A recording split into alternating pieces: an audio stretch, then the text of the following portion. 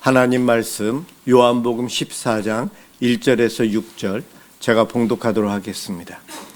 너희는 마음에 근심하지 말라. 하나님을 믿으니 또 나를 믿으라. 내 아버지 집에 거할 곳이 많도다. 그렇지 않으면 너희에게 일렀으리라. 내가 너희를 위하여 거처를 예비하러 가노니 가서 너희를 위하여 거처를 예비하면 내가 다시 와서 너희를 내게로 영접하여 나 있는 곳에 너희도 있게 하리라. 내가 어디로 가는지 그 길을 너희가 아느니라. 도마가 이르되 주여 주께서 어디로 가시는지 우리가 알지 못하거늘 그 길을 어찌 알겠사옵나이까. 예수께서 이르시되 내가 곧 길이요 진리요 생명이니 나로 말미암지 않고는 아버지께로 올 자가 없느니라. 아멘. 내가 믿는 예수님은 어떠한 분이실까? 누군가 나에게 질문을 한다면 어떻게 대답하시겠어요? 왜 교회 다니십니까? 종교란 무엇입니까? 신앙에 관련돼서 누군가 물어볼 때에 빵점짜리 면접처럼 자기 서류에 작성한 이력서를 읽는 것처럼 얘기하면 안 될 거예요. 예수님은 자기 소개를 하실 때 나는 갈릴리 나사렛에서 태어났고 아버지는 일찍 돌아가셨고 밑에 동생들이 많은데 아버지의 뒤를 이어서 목수를 하다가 지금은 목회를 합니다. 예수님이 자기 소개를 이렇게 안 하셨어요. 은유적으로 나는 길이요 진리요 생명이시다. 오늘 그렇게 말씀을 하시네요. 여러분들 누군가 나를 소개한다는 것, 누군가에게 참 요즘은 자소서라고 해서 잘 써야 합니다. 내가 믿는 예수님이 누구신가 질문을 하면 대답을 하는 데 있어서 하나님의 아들이시죠. 창조 때부터 계셨어요. 이렇게 대답하는 것과 그분은 길이십니다. 왜 그렇게 생각했느냐 하면서 우리가 내가 믿는 예수님을 소개할 수 있어야 되지 않을까요? 한번 생각해 보셨어요? 누군가 나에게 예수님이 누구신가 질문을 할 때 나는 어떻게 대답할까? 오늘 예배당에 오셨어요. 여기에 오실 때에 자전거 타고 오신 분 계십니까? 걸어서 오신 분 계십니까? 차를 운전해서 고속도로로 오신 분도 계실 거예요. 국도로 오시고 일반도로 고속화도로도 오시고 골목길도 들어오고요. 어떻게 오셨든 여러분들은 반드시 길로 오셨어요. 하늘에서 뚝 떨어진 건 아니죠. 길로 오셨어요. 여러분들은 미사 남서울 은혜교회 예배당이 이곳에 있는 것도 알고 있었고 이곳에 제 시간에 도착할 수 있는 길이 어떠한 길인지를 아시기 때문에 그렇게 오신 거예요. 길. 그런데 예수님은 자기 자신을 길이다라고 소개하고 계세요. 길을 잘못 들으면 예배 시간에 늦을 수 있고 엉뚱한 데로 갈 수 있어요. 그런데 이 길은 정확하게 내가 알아. 내비게이션이 정확해. 그래서 우리는 그 길로 해서 여기까지 오신 거예요. 이게 진리라는 것 아십니까? 우리 예수님께서 떠나시는데 하늘나라에 가셔서 우리가 거할 처소를 마련해 놓고 재림하여 다시 오신대요. 그곳에는 거할 곳이 많대요. 그곳에 저와 여러분들을 위한 처소를 마련하고 신랑으로 예수님은 언젠가 다시 오실 텐데 그 말씀을 오늘 하고 계시는 거예요. 우리 예수님은 본인이 길이라고 했는데 그 예수님이라는 길에 우리가 있으면 반드시 하나님의 집, 하나님이 계신 곳, 천국에 갈 수 있기에 예수님은 자기 자신을 길이요 진리다라고 말씀하셨어요. 그리고 하나님이 계신 하나님의 집에 당도하면 영생, 생명, 영원한 행복의 삶이 우리가 상상도 못하는 삶이 다시 시작이 돼요. 그래서 예수님은 내가 곧 길이요 진리요 생명이니 말씀하신 거예요. 자신을 그렇게 소개하고 계시는데 그때가 언제인가? 다른 본문과 비교해 보면 유월절 바로 전날 최후의 만찬 때에 하신 말씀이에요. 이 말씀 끝나고 다음 날은 유월절인데 예수님이 십자가 이제 붙잡혀서 십자가의 길로 가셔야 되는 그날이에요. 예수님께서 나는 떠난다 가끔 가다가 그 말씀을 몇 번 하셨었거든요. 그때마다 제자들은 불안해하고 있었어요. 왜 제자들이 불안해할까? 오늘 1절 너희는 마음에 근심하지 말라. 하나님을 믿으니 또 나를 믿으라. 왜 제자들이 근심했는가? 그동안 예수님과 함께 했잖아요. 집도 가족도 포기하고 3년 내지 3년 반 예수님만을 따라다녔거든요. 예수님이 안 계신 적이 없어요. 예수님과 함께 했어요. 그런데 예수님이 떠나신대요. 그러니 불안하죠. 그러니 근심이 생겨요. 베드로는 마태복음 13장에서 요한복음 13장에서 주를 위하여 내 목숨을 버리겠나이다. 거의 맹신하듯이 예수님을 그렇게 끝까지 목숨까지 바쳐가면서 따르겠다고 거의 광신적인 모습으로 이야기합니다. 그러나 예수님의 이러한 말씀을 들으면서 그 또한 근심 걱정에 빠지고 두려워합니다. 제자들이 다 그랬던 것 같아요. 오늘 본문에 보면 빌립도 그렇고 다른 제자들이 다 예수님 가시면 안 된다는 거예요. 걱정합니다. 소중한 사람을 떠나보낸 슬픔들이 있을 겁니다. 떠나보내는 것, 슬픔, 두려움, 근심, 참 많은 아픔을 우리에게 줍니다. 떠나서 이별한다는 것, 배우자가 떠날 때의 슬픔, 내 자녀와의 헤어짐, 많은 아픔을 우리에게 줍니다. 슬퍼하는 것, 슬픔도 있지만은 이제 나와 함께 살던 배우자가 떠나면 나 혼자 어떻게 살 것인가 절망하고 낙심하게 되고 나이 들어가면서 무능하다는 소리가 들리고 내가 생각해도 나는 못하는 것 같고 세상은 내 옆에 살고 있는 내 가족도 많은 사람들이 내가 틀렸다. 내가 너무 약하다. 내가 못한다. 나는 혼자다. 나는 무능하다. 이러한 생각을 갖게끔 하는 세상이 이 땅이에요. 그런데 성경은 어딜 보아도 사람을 존재 자체로 귀하게 여기지 그 능력 가지고 평가하지 않아요. 그런데 우리가 사는 세상은 달라요. 그의 능력에 따라서 사람을 평가하거든요. 그런데 우리는 어린아이로 태어나서 대부분 나이 들어가면서 장성할 때도 있지만 나이 들어가면서 힘이 없어지거든요. 어린아이와 노인에 대한 성경에서 배려와 효도 이야기하는 것은 너희 모두가 다 겪게 되는 그것이라는 거예요. 다 귀한 존재인데 왜 너희들이 멸시하고 비교하느냐. 아브라함, 이삭, 야곱. 이 사람들은 3대 족장인데 아브라함은 자기가 거느리는 개인적인 군사만 해도 318명이나 돼서 조카 롯을 구하러 갈 때에 그 군인들을 데리고 갈 정도로 그의 집안이 그래요. 옛날에 유럽의 성주 정도 되는 것 같아요. 족장이었어요. 많은 것을 갖고 있었어요.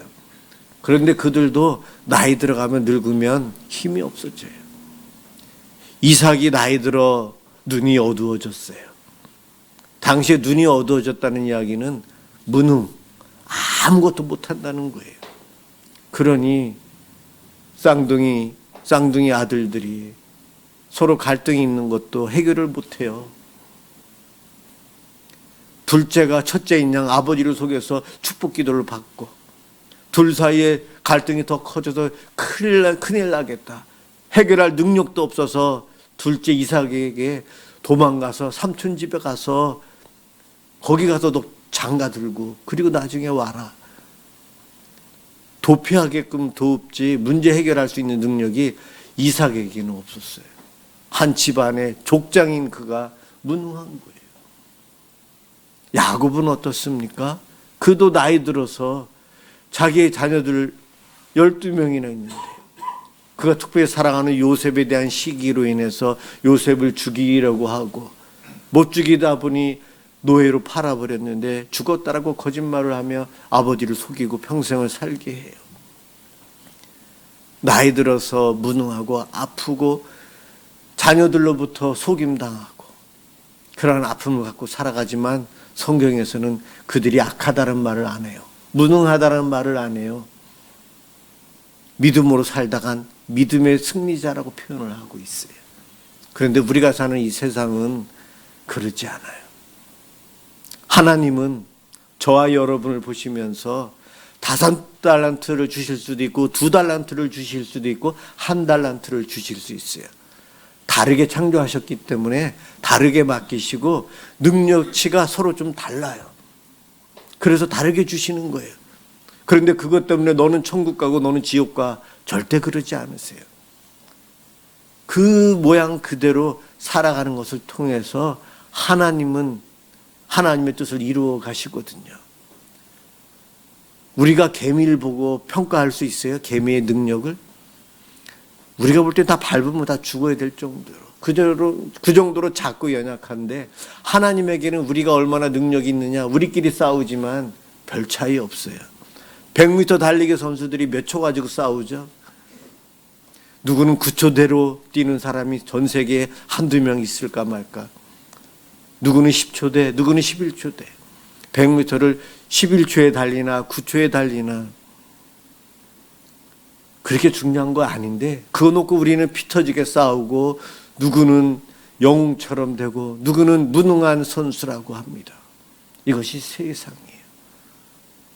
이러한 세상에 살면서 내가 믿고 의지했던 내 배우자, 내 자녀가 세상을 떠나면 우리는 절망에 빠져요. 그런 그들에게 지금 두려워하는 제자들에게 예수님께서 1절에서 근심하지 말래요. 그러면서 나를 믿으래요. 예수님께서. 여러분, 나의 근심과 걱정과 두려움 이 모든 것 예수를 믿는 믿음이면 너희들 이겨낼 수 있어. 이것이 예수님 말씀이에요.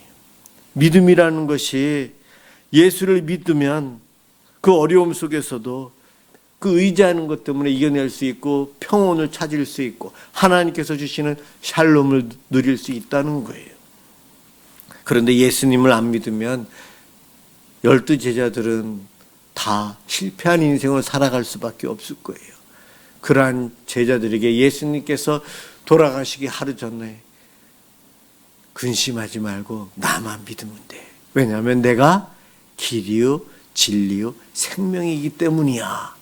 내가 너희들을 위해서 좋은 거 준비하러 아버지 집에 가는 거야. 그리고 내가 준비해놓고 다시 올 테니까 너희들 기다리고 있으면 돼. 이것이 오늘 본문의 말씀이에요. 길 대신 예수님, 길을 알려주시는 것도 아니에요. 저와 여러분들 보고 길을 만들라고 하지도 않으셨어요. 땀 흘려 곡괭이질 하라고 하지 않으셨어요. 예수님이 길을 만들어 놓으시고 예수님 자신이 길이 돼요. 길. 바울 말로 하면 예수 그리스도 안에 거하면 되고요. 요한복음 15장 말로 하면 가지인 우리가 줄기인 예수님께 붙어 있기만 하면 되는 거예요. 다른 말로 하면 예수를 믿고 살아가는 나, 이것만 되면 된다는 거죠. 예수만 믿으면 참된 길, 진리의 길이기 때문에 하나님의 집, 아버지 집에 들어갈 수 있어요. 다윗이 이 시편 23편에서 마지막 절에서 아버지 집에 영원히 살기를 고백하고 있어요. 하나님의 선하심, 그분의 인자하심으로 인해서 어려운 도망자의 삶을 살았던 그 고난 속에서도 선하신 하나님으로 인해서 내가 은혜 가운데 살아가고 내가 소망하는 것은 왕의 자리도 아니요 이 땅에서의 자리가 아닌 하나님과 함께하는 하나님의 집에서 영원히 살기를 소망합니다. 고백합니다. 그 하나님의 집을 예수님께서 마련하기 위해서 떠나신다는 거예요. 예수님이 안 떠나시면 어떻게 되는지 아십니까, 여러분? 우리는 이방인이잖아요. 우리는 구원받을 수 없어요. 예수님은 육신을 가지고 이 땅에 오신 하나님이시거든요. 몸을 갖고 계시기 때문에 시간적인 제약과 공간적인 제약을 받아요. 그래서 예수님은 이스라엘 지역, 그 지역에서만 활동하실 수밖에 없었고 그 당시에만 계실 수밖에 없었어요.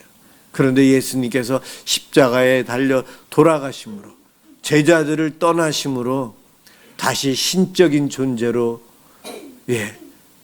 본인의 육체적인 제약을, 또한 시간적인 제약을 이겨내셨죠.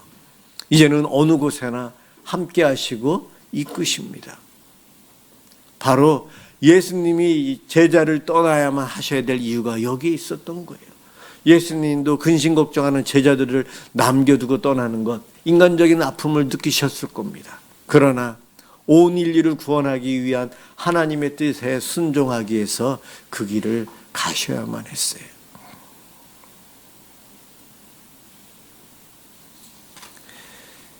예수님이 가셔서 준비하신 여호와의 집, 시편 26편 8절에 여호와여 내가 주께서 계신 집과 주의 영광이 머무는 곳을 사랑하오니.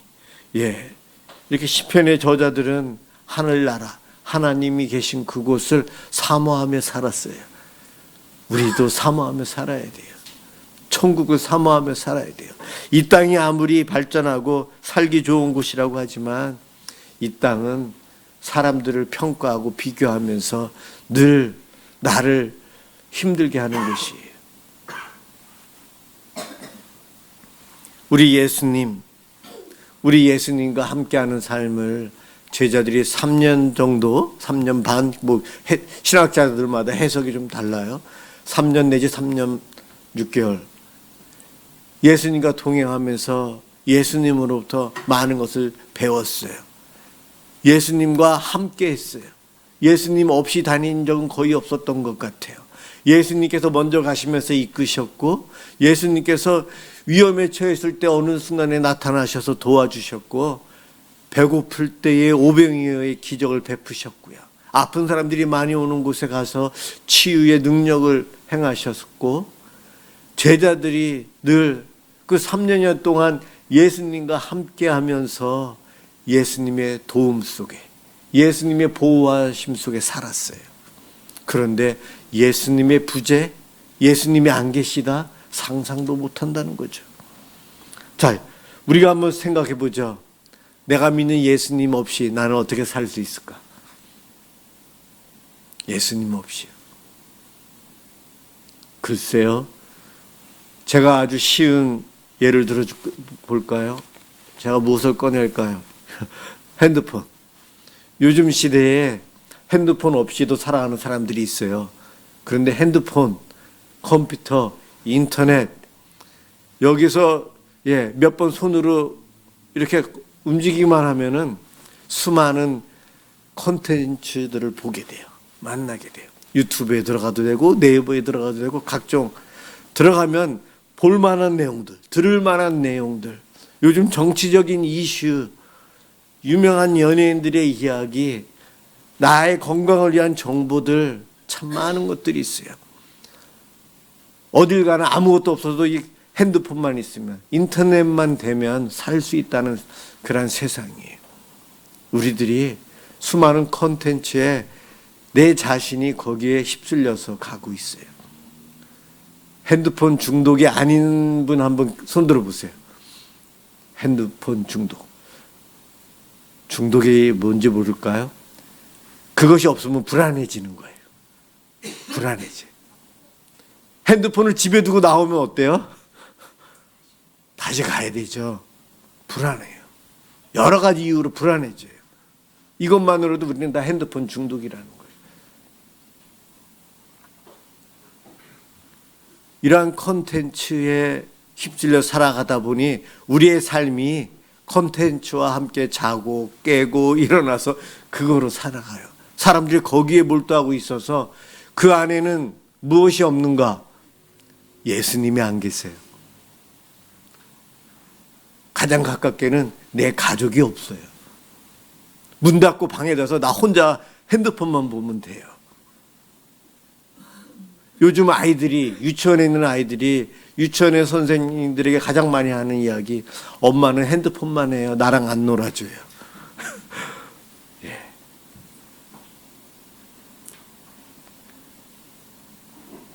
아주 쉬운 말로 요즘 우리들은 핸드폰을 믿고 살아가는 거예요. 핸드폰 안에 거하고 살아가고 있고요. 핸드폰에 붙어서 접붙임 받아서 살아가고 있는 거예요. 핸드폰이 없었을 때 옛날에는 자기 취미생활, 돈 버는 것에, 건강을 위해서 쇼핑하는 것에 무엇인가 이슈에 참여하고 그것을 이해해서 거기에 집중하고 그러한 콘텐츠에 올인하다 보니 예수님 없이 살아가요. 돈이 귀해서 돈만 벌면 된다는 생각 속에 예수님 없는 삶을 살았어요. 그러한 그들에게 예수님이 오셔서 나는 길이요 진리요 생명이다 말씀해 주셨어요. 우리들은 길이신 예수님과 함께 동행하고 예수님 위에 올라타고 안에만 있으면 천국 가는데, 저와 여러분은 성경에서 뭐라고 비유하는가? 고집불통인 양이라고 얘기해요. 양들이, 성격 까다로운 양들이 되게 많대요. 목동에 가라고 해도 딴 길로 자기가 생각하는 죽음의 땅, 떨어져 죽을 수 있는 골짜기에 있는 그쪽을 끝까지 간다는 거예요. 가서 붙잡아오기 전에는 계속 간다는 거예요. 풀도 독초 먹지 말아야 되는데 그쪽으로 가려고 한다는 거예요. 강제로 가서 붙잡아서 데리고 와야 되는데 바등바등 한대요. 계속 가서 먹으려고.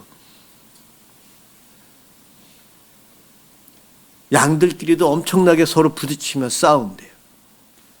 양이 온순하다라고 우리는 알고 있는데, 책을 읽어보니까는 고집불통인 양들. 그런데 거기에 선하신 목자이신 예수님이 싸우고 있는 우리들, 독풀을 먹고 있는 우리들, 죽음의 길로 가고 있는, 끝까지 가려고 애쓰는 우리를 붙잡아서 업거나 목에 걸어서 강제로 데리고 오시는 분이 예수님이시대요. 나와 함께 가야 돼. 예수님이 길 되어 주시는 거예요. 그 예수님이 나에게 오셨고 여러분들에게 오셨어요. 그래서 우리는 선하신 목자이신 예수님 때문에 아버지 집에, 하나님 집에 들어가 영광의 삶을 살아갈 축복의 자녀들이 되었습니다. 내가 믿는 예수님, 하나님은 어떠한 분이십니까? 정말 내 삶에 있어서 길이십니까? 목자이십니까? 아니면 세상의 많은 콘텐츠 중에 하나입니까? 아니면 그 콘텐츠보다도 못한, 내가 잊어버리도 되는 그러한 하찮은 존재입니까? 여러분, 우리 예수님을 믿는다는 것, 내가 마음으로 사랑한다는 것, 오늘도 예배 자리에 나와서 예수님을 만나고 싶어하는 것, 이것이 얼마나 소중한데요. 저희 아들이 얼마 전에 제대했어요. 근데 군대 갈 때 참 근심이 되기도 하고, 멀리 가는 게 그냥 거리적으로 멀어지잖아요. 그런데 일주일에 한 번씩 집에 오던 아들, 오면은 숨소리, 그 허구하고 안고 그랬던 아들을 이젠 그거 못하는 거예요. 그것만으로도 근심과 걱정이 되었거든요. 제대하고 왔어요. 마음이 편해요. 뭐 매일같이 앉는 것도 아닌데 집에 와 있다는 것만으로도 평온해요. 내 아들이 멀리 있느냐 가까이 있느냐, 하나님이, 예수님이 나에게서 멀리 계시느냐 가까이 계시느냐, 사실은 물리적인 것도 있지만은 이 마음적인 것이 굉장히 많은 것 같아요.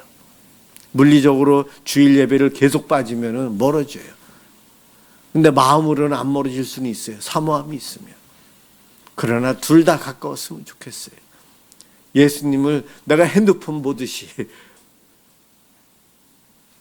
예수님을 찾고 구하며 살아가는 이들이 길 되신 예수님, 진리이신 예수님, 생명이신 예수님을 믿고 진정한 평안을 누리는 축복의 자녀들이 될 것입니다. 그와 같은 삶을 누리시길 주님의 이름으로 축원합니다. 기도하겠습니다.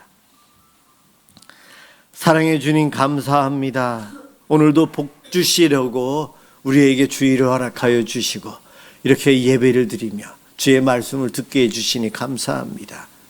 우리의 찬양을 받으시기에 합당하신 하나님, 늘 찬양하며 늘 사모하며 살고 싶습니다. 세상의 것이 즐거워서 주님을 잊어버리고 멀리 떨어진 것처럼 헤어진 것처럼 살아가지 않고 늘 주님을 바라보며 주님 곁에서의 삶을 살고 싶습니다. 내 삶의 길이신 주님, 주님과 동행하고 주님과 함께하길 소망합니다. 성령님 우리를 도와주셔서 주님과 함께하는 이 땅에서의 삶을 살도록 도와주옵소서. 예수 그리스도의 이름으로 기도드립니다. 아멘.